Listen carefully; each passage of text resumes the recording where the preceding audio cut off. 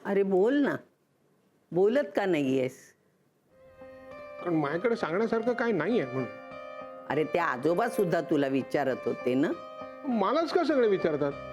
अरे राजा काय आहे हे बघ, दुकानात गिरायकाशी काय वाद झाले तर तू सोडवतो, तू सल्ले देतो.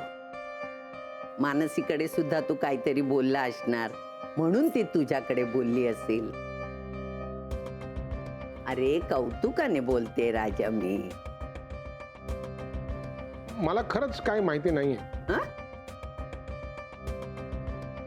बर, मानसी बद्दल नको सांगूस. मग जाऊ का मी? अरे अरे थांब ना बाबा, मी तुला इथे दुसऱ्या गोष्टीसाठी बोलावले. काय आहे, आपण इथे ईशाला ठेवून घेतली आहे. आपला विक्रांत तिच्या बाबतीत भावूक झालाय. म्हणजे तू कुठल्या अर्थाने विचारस? मोहन ते नाही रे, पण बघ, ईशाला आपण इथे ठेवून घेतली आहे आणि यांची कोर्टात डायव्होर्सची केस चालू आहे.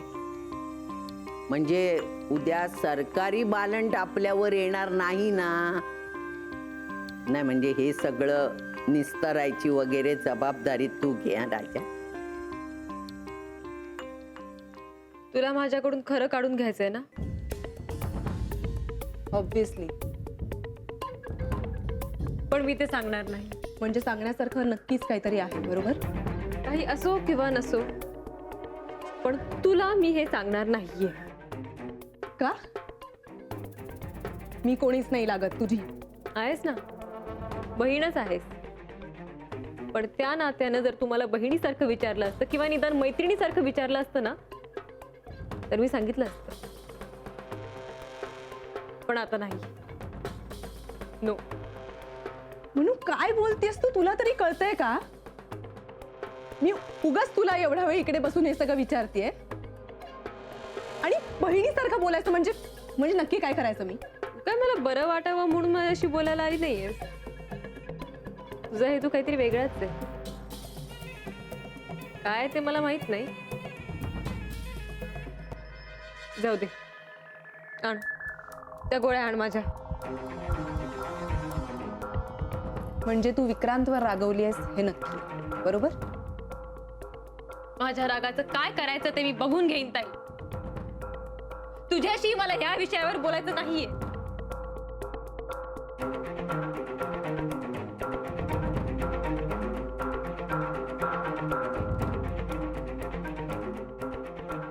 मला वाटलंच होतं तू काहीच सांगणार नाहीये, कारण त्याविषयी तुझ्या मनात असलेल्या भावना या तशाच आहेत तशा मला वाटल्या होत्या.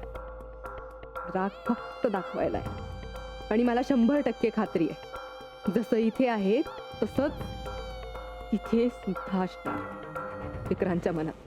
सफरचंदाचे काप नीट परतल्यानंतर त्यामध्ये दालचिनी पूड आणि मध घालून पुन्हा नीट परतून घ्यावं. बटर लावलेल्या ब्रेडवर सफरचंदाचे तुकडे, बदामाचे तुकडे, टुटी फ्रुटी, डार्क चॉकलेट आणि मीठ घालून दुसरा ब्रेडचा तुकडा त्यावर ठेवून वरच्या बाजूला बटर लावून घ्यावं. एका बाउलमध्ये स्ट्रॉबेरी सिरप आणि क्रीम घालून सॉस तयार करून घ्यावा. तयार सँडविच पॅन मध्ये बटरवर ग्रिल करून घ्यावं आणि स्ट्रॉबेरी सॉस बरोबर सर्व्ह करावं.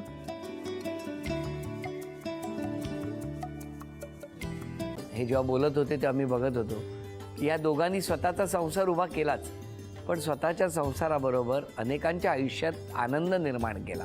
तो आनंद महत्त्वाचा. हसत राहा, आनंदी राहा असं म्हणत शुभेच्छा देऊया. आणि ही झी मराठीकडून भेटवस्तू डेव्हिड तुमच्यासाठी. अभिनंदन. आणि वहिनींना तथास्तू पुणे यांच्याकडून ही पैठणी. अभिनंदन.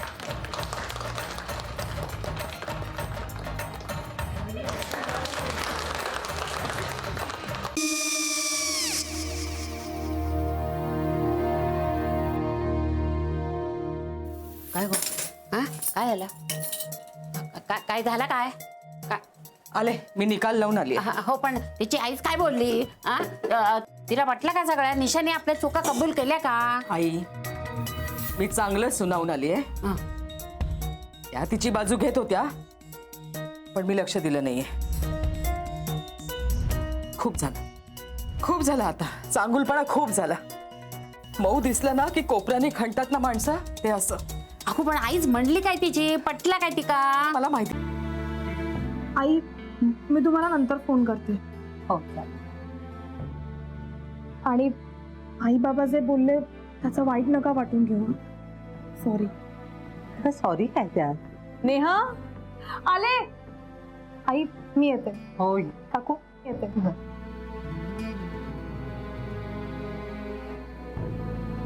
सावकाश जाग. हो हो.